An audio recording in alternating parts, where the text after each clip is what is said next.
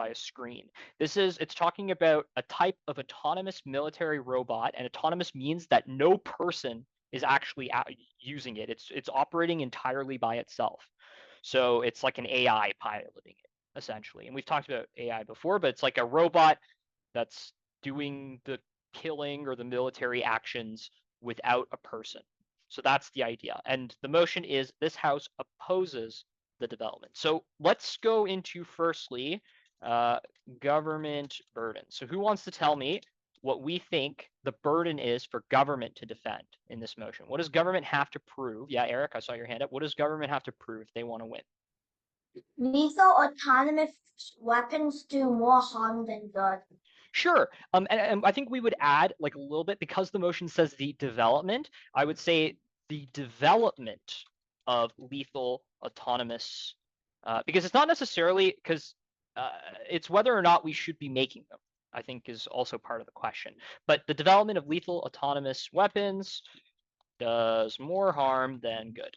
And what about opposition? Opposition this week, if we know government, is very easy. What's opposition if we already know government? If government has to prove, yeah, Lydia, you think you know? What is that? The development of the lethal anonymous weapons does more good than harm. Exactly. It's just the opposite this week. It's if one side's saying that we ought not develop them because it does more harm than good, then the opposite side is in this case clearly the opposite. It's that we think that they should be developed because they do more good than harm. Okay, so development of lethal, I'll just do that, lethal weapons does more good than harm. Okay, so in terms of our exercise now, I think we can maybe start to, does anybody have any ideas for either side where this debate might go? If people are starting to think about the round, what do we think some people might say? If we don't know, that's fine. This is a bit more of a complicated motion, and it's more about responding this week. But who has some idea? Reagan, what do you think? Where do you think this might go for either side? Maybe like for opposition, Yeah, like it will go to the Ukraine battlefield, like government too, like related to wars like now, like sure. Israel stuff, maybe. Okay, so no, and I guess I think you're right in that it could go to those places. Why would that be? So you're putting that on opposition. Why would that be a good thing? Opposition? Well, because opposition says that we're doing more good than harm, right? So if the point then is that it can be implemented in current war zones, such as the Ukraine or Israel, why is that for opposition? Why is that? Or if you want to switch and you think it's actually government, that's fine. But why do you think that's important? Like kind. I think if both sides have those automated drones and automated tanks, they just could fire at each other, and no Okay, people will die. that's a good point. So no people will be harmed. I think that's going to be a relatively big portion of what this debate's going to be about. Is are more people going to get harmed as a result of these robots being around, or are less people going to get harmed? I think there are points. This can the amount of people getting harmed would definitely come up either side. It's going to be about how teams weigh it. But good stuff. I think that's for sure going to be a big portion of the debate. Anything else? If we're not really sure just yet, that's fine. This was mostly about watching and listening. Yeah, Amelia, what do you think? I have one for government. Sure. What do you think? It's also about like the people harming, Okay, so what's the analysis for government? Why does it fit towards The government? robots could also harm the people. Yeah. I think and I think what Reagan said previously, right, is based on the assumption that both sides have these autonomous weapons. And so, Amelia, it's good to point out, and I think that's true, is that these robots or these drones can still harm people. Reagan, I see you. Actually, I'll let you respond. Yunfeng, I'll take you in just a second. Reagan, if this is a response to that, I do want to hear it. So what do you think? Well, I think the reason for government is that robots will kill everyone they see and they will not care. Right. And so a good term for that is what we call indiscriminate, meaning that it's not really going to distinguish a lot between different people. It's going to do a lot of different things. Will, I see that you joined a little bit late, so just to catch you up on what's going on here, I want to teach us about refutation rebuttal. So we're going to watch a video. It's WSDC from 2018. It's going to be between Indonesia and Malaysia. And so what you're seeing on the screen here is what the motion is that they're going to be debating in the video. So if you want to just get a little bit sorted with what this is, if you don't understand any of the terms in here, just put your hand up and I'll help you through it. But we're just talking about lethal autonomous weapons, which are weapons that are not operated by people. It's just they're operated by on their own, like AI. Do we think that these should be developed? Yes or no is really the question we're asking. So Yunfeng, I saw your hand up from before. Did you still have like something to add or a different comment? I forgot mine, sorry. Okay, sorry about that. I just wanted to make sure Reagan can get their chance, but if you remember, just let me know. So Eric, I see your hand up. What's up? Do you have a different idea? Well, like since humans can't really control it, like if like the robot might like the robots might compete, like the AI might like can't control the robot, like not being able Okay. to control the So robot. AI might gain control in a way that's harmful, I think is kind of the idea you're getting at here. And that's a good point. And I think like, does anybody, so Reagan, do you have a different idea there or a point before I bring one of my own and then we watch the video together? Yeah, like kind of the same way. But like, the robots might kill their own people because indiscrimination. Yeah, exactly. So might accidentally, and again, we don't know how, and friendly fire, which is something where unfortunately one soldier from a certain country accidentally harms or kills their own people rather than the enemy people just because of a mistake. That happens all the time, even with humans, right? So how do we know that an AI wouldn't do the same thing? So commit friendly fire is what I'll put there. But for sure, that's an important point. And so the last thing, well, actually, Yunfeng, did you remember what you were going to say? No, but to add on Reagan, Sure. well, he just said like if like the AI like is not controlled by humans, the humans just get to stay at their base and like develop more stuff. Yeah. It's not like they're gonna go on the battlefield. True. So that's like something I would say a bit more for opposition, maybe, if they're not going to be on the battlefield. But I guess it depends how you frame it. But it's interesting. I'll take one last comment, and then we're going to get into the exercise. So Amelia, go ahead. I see your hand up. But then, like, why would humans start the war if it's not them fighting in it? Because maybe they don't have as much to lose. Okay. That's kind of, and that's an important, I think that's a good question, Amelia. I put like a little pin in that in your head and wait, because I imagine that's something that'll be talked about at least a little bit in this debate. So just in terms of understanding the debate and where we think it might go, this is good. So what I want you guys to do now, I'm also going to be doing the same thing where, so I'll just go debate notes here. I'll make my own separate column. So I'm also going to be taking notes during this round just to get an idea of the main arguments that the speaker is making. And so it'd be great if you guys can get as much as you can. And so if you don't have something to write notes with, please get it now because we are going to start. So what I want you guys to do is pay attention as closely as you can. Remember that the captions are pretty bad for this video, so just try to listen. I'll keep them on just so that you have something as a reference, but remember that the captions are a bit funky for this video. On Zoom, you can also open your own captions. Really? Interesting. It's called show captions. Okay, I don't want to. I don't know. It might be for the audio. I'm not gonna because I don't want to fiddle with it and take too long figuring it out. But thank you. I'll remember that for the next one.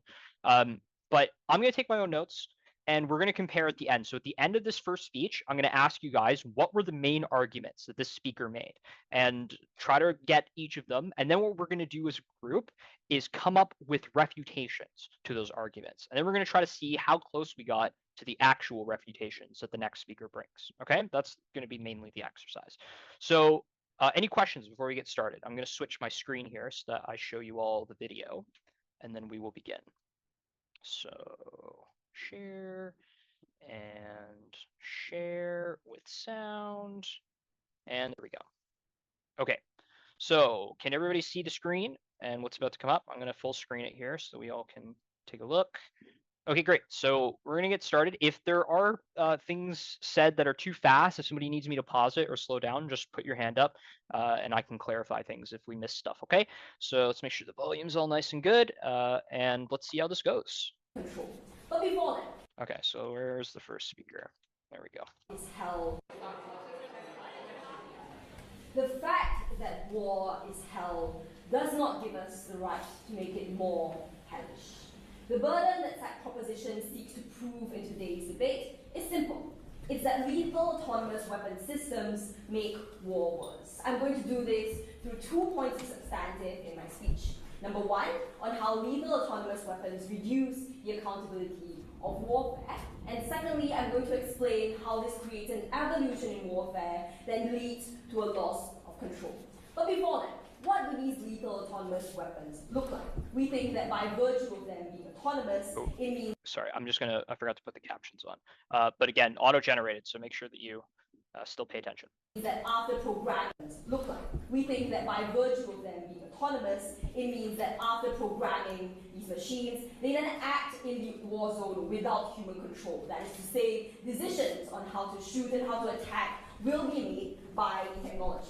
We also think that this encompasses all weapon systems in the military. So for example, drones and for example, tanks. Into substantive, why do the presence of lethal autonomous weapons decrease accountability? I'm going to prove 3 things to prove that this argument stands. First of all, I'm going to talk about why the occurrence of war increases. Secondly, I'm going to explain why there's little to no oversight of these weapons. And thirdly, I'm going to speak about why it's harder to identify and punish wrongs. Number one, why does the occurrence of war increase? In the world as we know it, there are many pre-existing tensions between nations. These materialize, for example, in the form of territorial disputes, in the form of human rights violations and contrasting values. But right now, countries do not go to war over many of these conflicts because they are limited by, among others, 2 main things. Number one being policymakers' basic consideration for human life that will be lost in the event of soldiers being sent to a war. And secondly, because they know that there will be public outcry at the point at which people know that their brothers and their fathers are being sent off to a far land to die. Why do lethal autonomous weapons change this? Because they decrease the human cost of war and they take humans out of a large portion of fighting of this war. It means that policymakers can now do 2 things. Number one, they can actively lobby for wars to be fought for their nations to go and participate in a conflict that is happening. Secondly, it's also more likely that they know people will not oppose these wars because they know that citizens are less likely to be critical over the decisions they make to go and participate in a conflict. There are 2 harms to this. The first of all being that casualties increase. Because when wars fought, combatants are never the only people on the ground. There are also people, civilians, left there who get caught in the crossfire. And even in the event that there are no human soldiers on the ground in the opposition's world, civilians are still vulnerable to these military attacks. But secondly also, it causes massive infrastructural and economic damage to the country that is fighting the war. This means that it's difficult for these countries to recover after the conflict has occurred. It means that you irreversibly damage the economies and their nations. We think this is terrible. Secondly, why is there little to no... So just if you didn't notice there was a POI offered, and so sometimes people will actively say no, thank you, not at this time. You notice with this speaker, they actually just, because they're at that focused on their debate, all they do is wave them down. And that's in-person debates, it's actually enough to say no, if you just want to wave down to them. Yeah, Reagan, a question before we resume? Mr. J, I Yep. still don't know. Is this guy pro or con? This is pro. So this is our first pro speaker, and I think they're pretty clearly pro. I think she's definitely explaining why the autonomous robots are going to cause more problems rather than less. Okay. And their nation. We think this is terrible. Secondly, why is there little to no oversight of these weapons? I'm going to prove that there is an incentive to place these weapons on a longer leash and release much of the control. Why so? We see precedence of this in the proliferation of drone technology. We see that there is minimal bureaucracy surrounding drone technology in the military in order to create a higher success rate of drone missions. In trend analysis, we also see that US President Donald Trump has been reducing drone restrictions such as the Presidential Policy Guidance, which protect civilians in war zones. By virtue of being autonomous, these weapons are also likely to have little to no human involvement in the oversight and management and the carrying out of these missions. It means that the oversight then decreases. Thirdly, why is it harder to identify and punish wrongs? Number one, because commanders and generals in the army are less connected to the actions of these drones. They are then able to escape many of the consequences. This materializes in the form of them being able to cover up botched operations by saying, you know what, we didn't have that much oversight anyway. Number two, the robots went rogue, and this is something that we cannot control. Even if there is evidence available from logging and tracking these robots, number one, the military has no incentive to release information of its own operations going wrong. We see that they have the means also to keep this information under wraps through acts like the Official Secrets Act.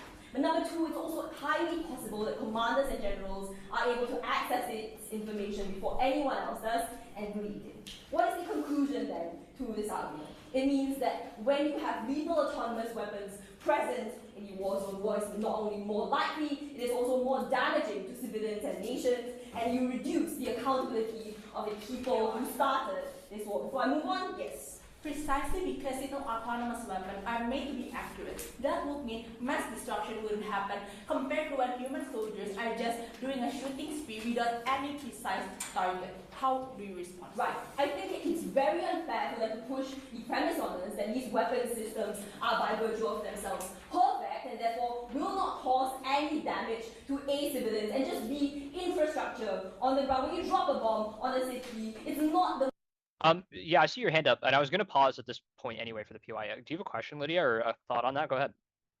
Wait, so why did that person like on the side stand up? That was a POI. Oh. So they offer the POI. Let's resume. I think this is actually a good spot because what this POI actually did, this speaker firstly gave a little bit of a preview of what their side is going to be about. If you listen carefully. So let's hear it one more time.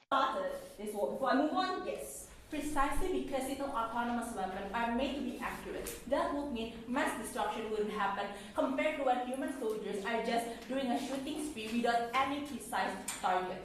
So she's saying that autonomous weapons are made to be accurate. So you're going to have less mass destruction when you have an autonomous robot doing it as opposed to if you have a human doing it. That's the idea. And I guess we'll listen to the response and then I'll get your opinions on this. How do you respond? Right. I think it's very unfair for them to push the premise on us that these weapon systems are by virtue of themselves perfect and therefore will not cause any damage. That's actually, I'm going to pause right there. This is an excellent, so we were talking about the Biden debate, the Biden-Trump debate, and they deflected a lot. What you notice this speaker just did actually was took something that was not stated this way. She asked and she said that they were made to be more accurate, not that they were made to be perfect, right? But then she flips the script in her response and says, they're saying that it's going to be perfect and it's not going to cause any damage, which isn't actually what she said, but it's kind of forcing this very difficult to defend burden on the other side. So this is actually, it's kind of a slimy way to respond, I would say, but it's pretty smart. So I'll go back and hear it one more time. Systems are by virtue of themselves perfect and therefore will not cause any damage to a civilians and just be infrastructure on the ground. When you drop a bomb on a city, it's not the one person you target who's affected, it's the entire radius of that bomb. Finally, second argument, why does the evolution warfare lead to a loss of control? I have three main strands to this argument. First of all, I'm going to show you why lethal autonomous weapons will be merciless. Secondly, I'm going to talk about the changing calculus of the self-learning robot. Thirdly, I'm going to talk about the possibility and the ramifications of hacking. Number one, why are lethal autonomous weapons likely to be merciless? In status quo, we see that much of military technology is developed privately. This means that defense contractors and private corporations who are producing the most merciless weapon systems are prioritized because these are the weapon systems that will be most successful. We also see that the military already prioritizes efficiency over ethical warfare at the point at which they're using tactics like the scorched earth tactic to demoralize the other side. But even if these weapon systems are not merciless, we just contend that the terrorists now are able to use, for example, human shields in order to protect themselves, and your missions consistently fail. Let's talk then about the changing calculus of a self-learning robot. If it's in some cases, we argue that these autonomous weapon systems will be artificial intelligence, which are able to learn, adapt, and reprogram themselves. We think that this could lead to a consequence in which they are able to weigh their own objectives in order for a successful mission over civilian life.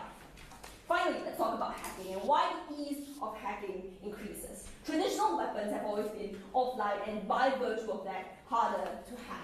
The modernization of military technology means that weapons are now wireless, and lethal autonomous weapons are the best example of this.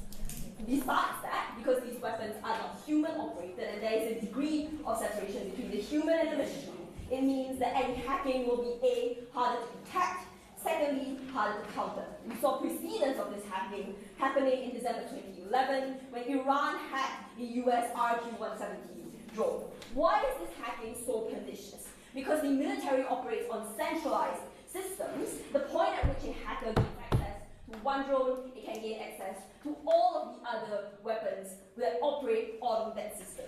And because damage concluded in war is irreversible, we think that the harms of this are very, very real. To conclude, because lethal autonomous weapons are merciless and susceptible to hijacking, we oppose the development of these systems. Thank you. So the really good first speech, actually, I do believe that she did quite a good job setting up her team's arguments.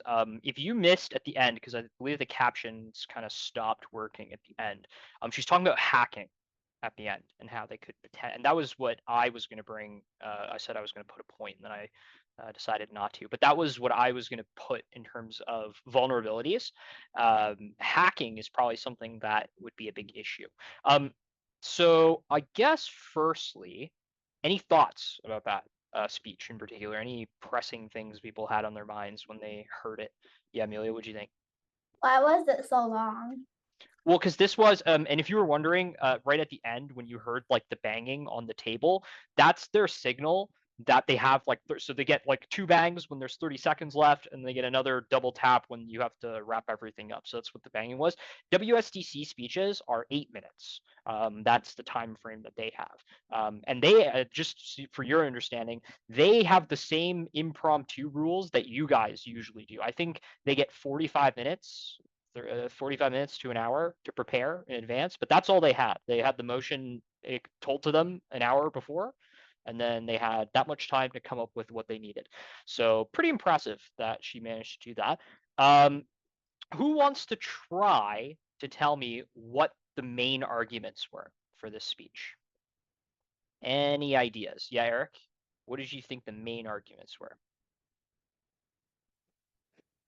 On losing control of robots, massive economic damage, less deaths in war, and hacking. Okay, those were definitely a lot of the things that were mentioned. I don't know if those were the main arguments that she outlined, but for sure parts of them. Reagan, I saw your hand up. What did you think? What did you have written down?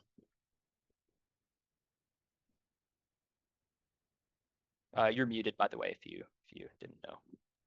Oh. First of all, economic and infrastructural damage.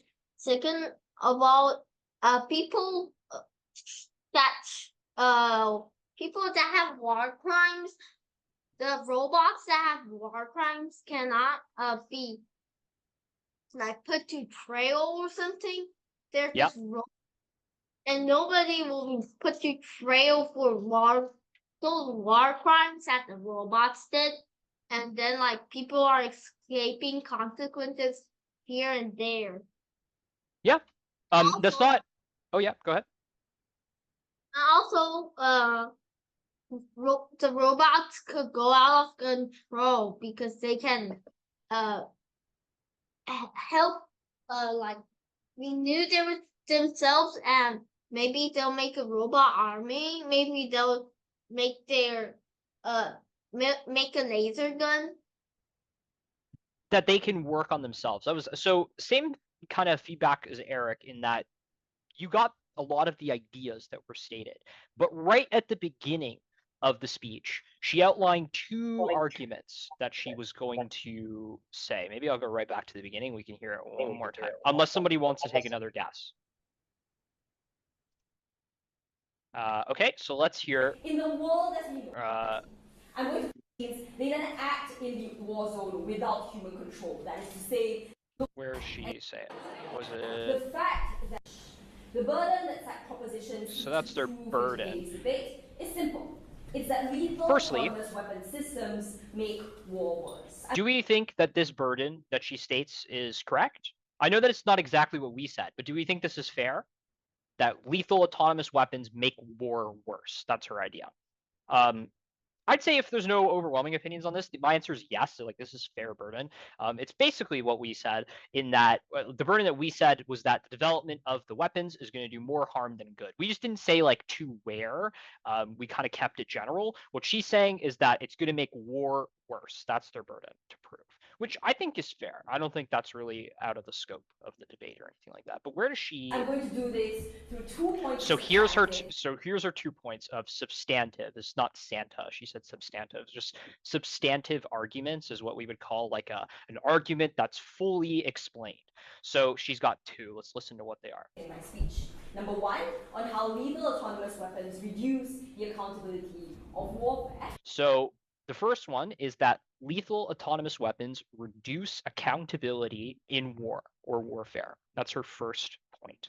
Her second. And secondly, I'm going to explain how this creates an evolution in warfare that leads to a loss of control. And the second one is that this is going to evolve warfare in a way that causes us to lose control. So it's very, if we're going to pay attention anywhere in a speech, it's usually the best to pay attention for the first 30 to 45 seconds, because any good debater, for the judge, not really for you, but any good debater is going to, at some point, we talked about signposting before, where you very clearly state what your arguments are going to be. So you just have to look out for the signposting. This happened in the first 30 to 45 seconds of the speech, and we got pretty much the main 2 arguments. There's a lot under there, though. So I think what I'll do, let's stop the share quickly.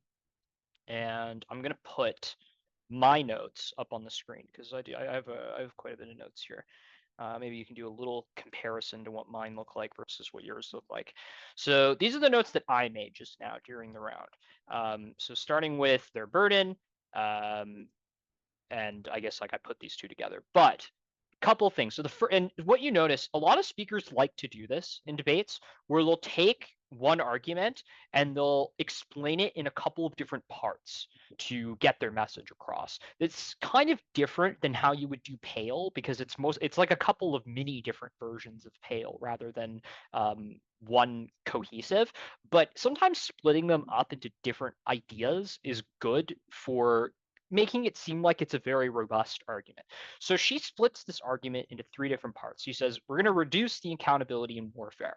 And how is this going to happen? So the first thing is that the occurrence of war increases. That's her first kind of hypothesis under this. So the reasons behind this, she says, there's already lots of tension in the world, and normally you have to consider the loss of human life in status quo. But if we have kind of this new technology, this is going to change because we don't have a human cost to war, which means it's going to be easier to convince other people to go do it, essentially, is the idea here.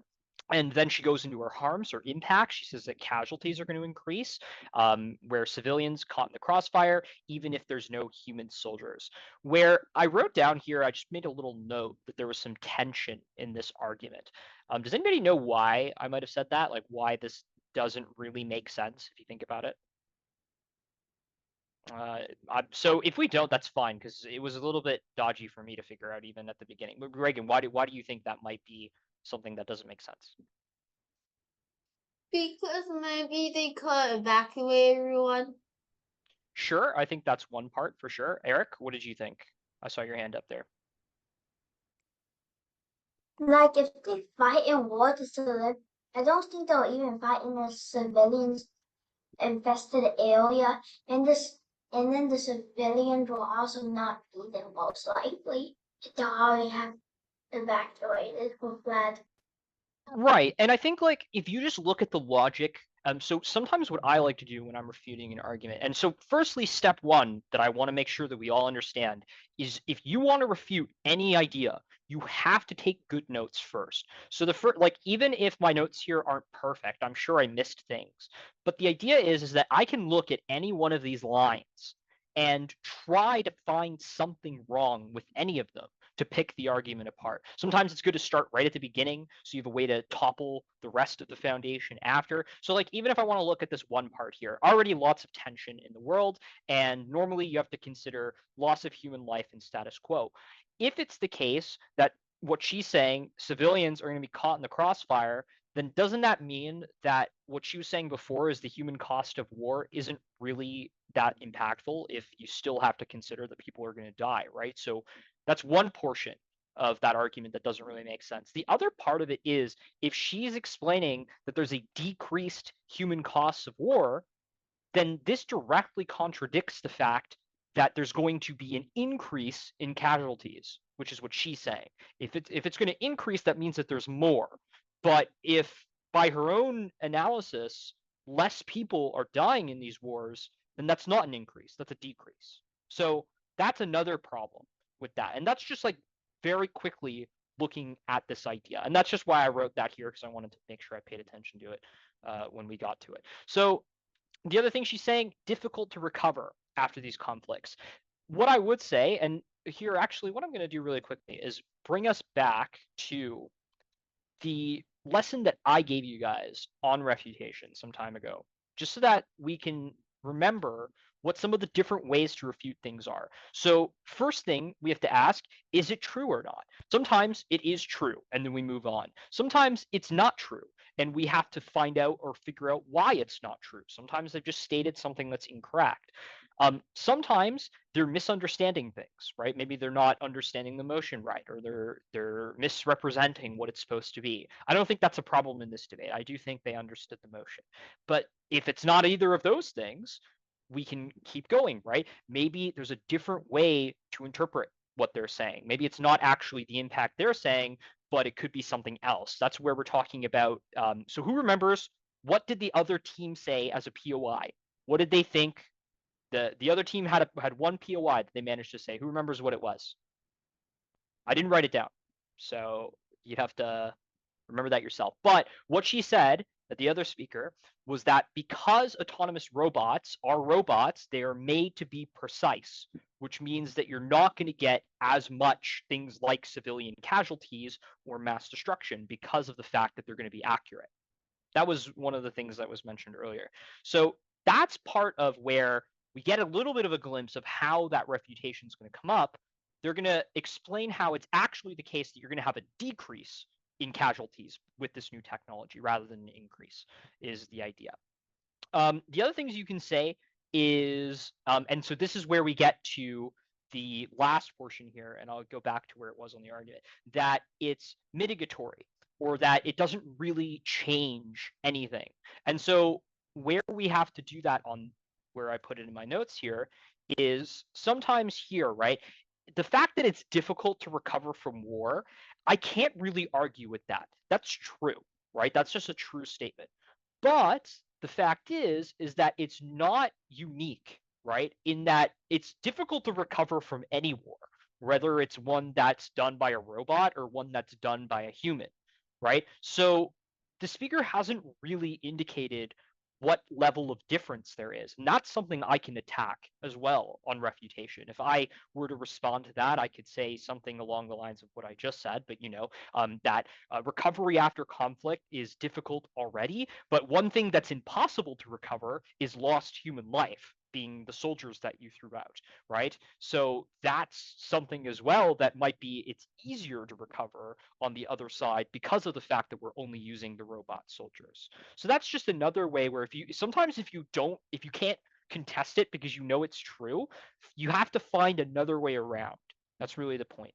So couple other things she says, and this is the second part that she splits this into, is that there's no oversight. So this is where what Reagan was mentioning and some of what Eric was mentioning, they thought the ideas were come into play here, is that firstly, you can't really put a robot on trial for something, right? Like a war crime or something like that. And that also means that the government has a greater incentive to do things like cover stuff up and hide things that happen in crimes. Let's do what we just did with this last one. It's difficult to recover after conflicts. What do we think could be a response to this? That we can't put the robot on trial for war crimes and the government's just going to hide it and cover it up. What do we think we might say in response to that? So if we're confused, we can do what we just did for this thing, that it's difficult to recover, right? That still is true in the world without robot soldiers and the world with robot soldiers, right? Even in the world today, there are tons of war crimes that get covered up by soldiers and by governments because there's still an incentive for you not to share those things, right? Regardless of whether it's a robot or a human. Reagan, do you have a comment on that or a thing to add there? Yeah, like if people now are already like covering up war crimes and doing lots of stuff like that, then if there is like something like a robot, then you can like say, oh, this robot did the war crime, just smash the robot up, and then they'll do lots of war crimes, and they'll tell everyone else that all the robots did that, and you have to smash them up. But the government didn't like pay a lot for the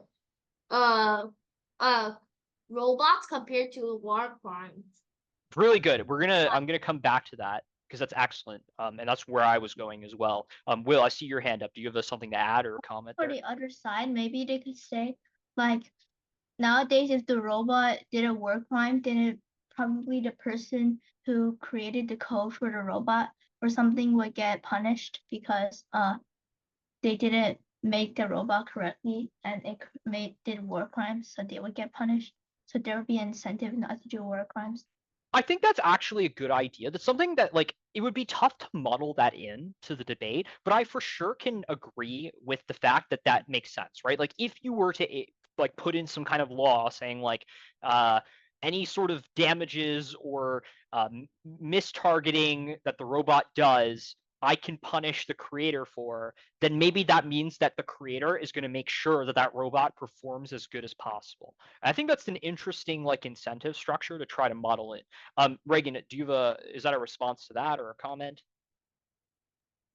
Also, like nowadays we have lots of different AIs like code maker AIs, and if one if the government says, oh, I made this robot from this code, and the robot did a war crime, and then no one's gonna go up and tell everybody, oh, I made the AI or something.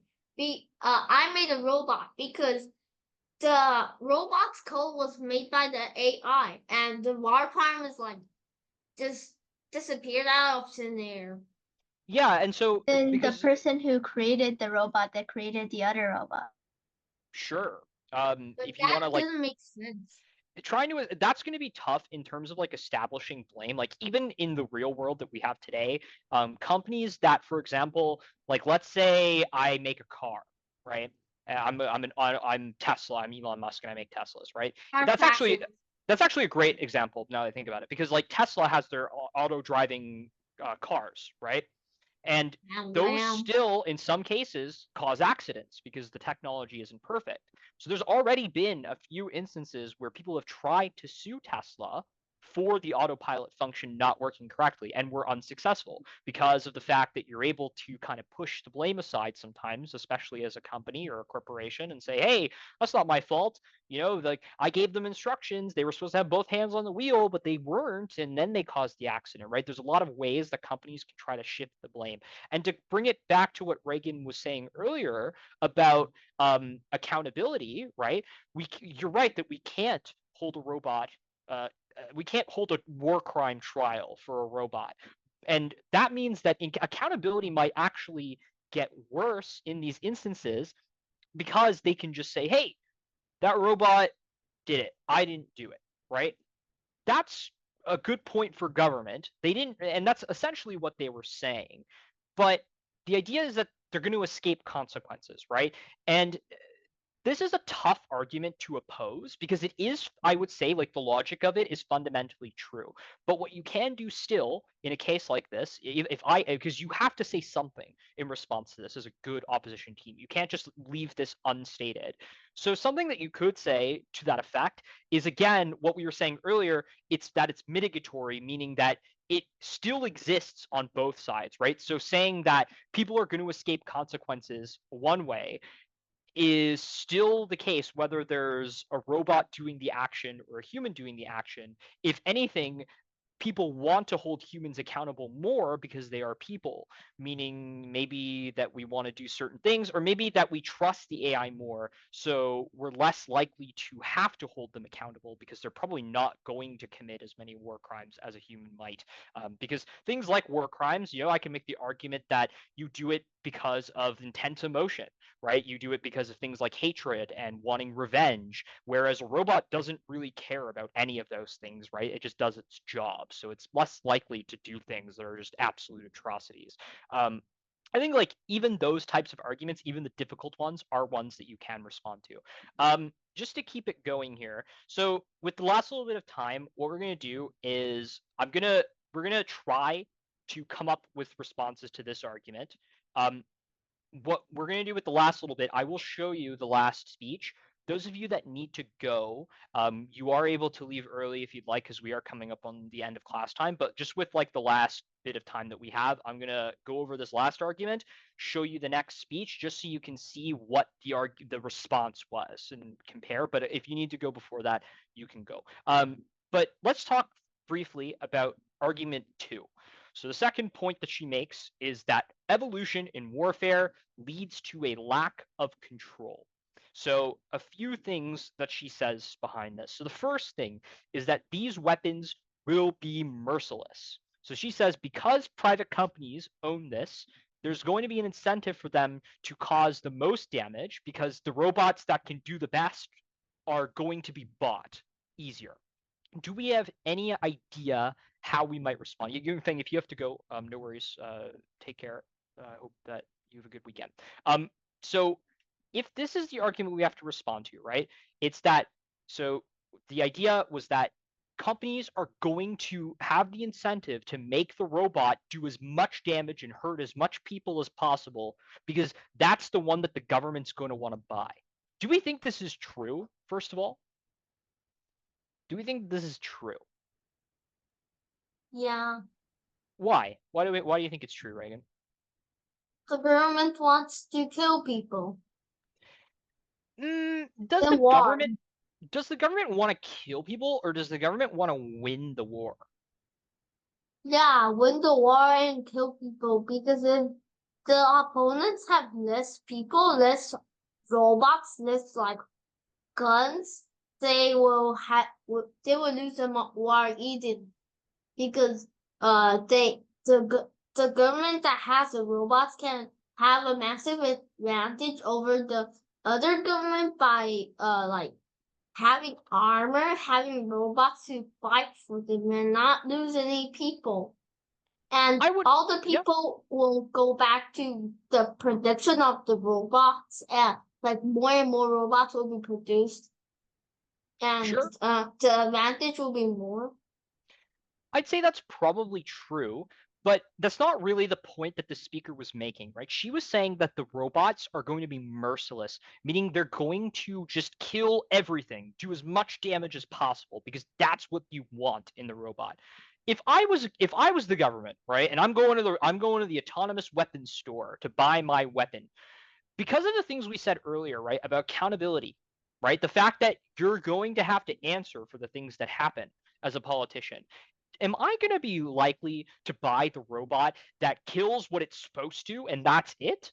Or kills everything just because? Which one am I most likely to want to buy? Kills everything. No, I'd say that kills the thing that it's supposed to.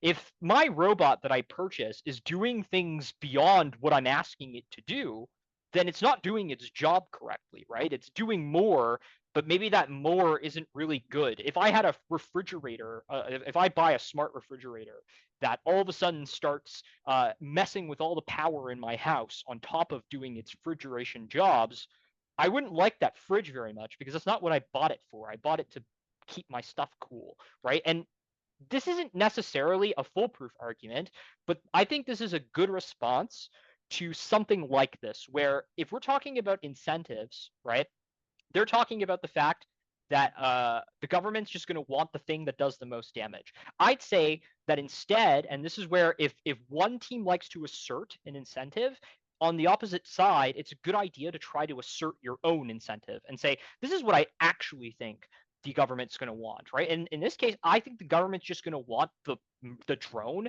that does its job the best, right? And doing things outside of its intention isn't doing its job well, right? It's doing too much. So that's just one way that I would respond to something like this. There's a couple other points in here. We'll get, I guess like this one is can learn, adapt, reprogram. This one I wouldn't really spend too much time on because this is very speculative. If I had to respond to this, I would say like this one isn't really like her most strategically strong argument. But still, if I had to say something about this, you know, firstly, if it can learn and adapt and reprogram, then why can't it learn to not kill innocent people? Number one, right? If we're talking about that, because if it's speculation, if they can speculate that only the negative is going to happen, then I can also speculate that only the positive is going to happen. That's their own doing, right? That's just one thing about it. Let's talk about hacking really quick. Who has thoughts about this hacking argument? How might one of you respond if you had to refute this hacking argument? Yeah, Reagan, how would you refute the hacking argument? Can't they just get some like anti-hackers and just stop it? Because yeah, we can. And it's kind not easy, but not hard. Sure. I think that's fair. Honestly, this is one that like I think the response here is pretty simple in that yes, it's like anything that's digital is susceptible to hacking. But also countries like the United States, countries with a strong military, they already have massive amounts of money that they pour into anti-hacking measures and things like that to make sure that this doesn't happen. So it's not outside of the realm. Like if we're developing these robots, we probably would also be developing countermeasures to hacking. That's not that crazy. So I think that response is actually quite simple. Okay, so we've gone over most of what we heard. Let's, for the last bit of time, see how this compares to what we actually see from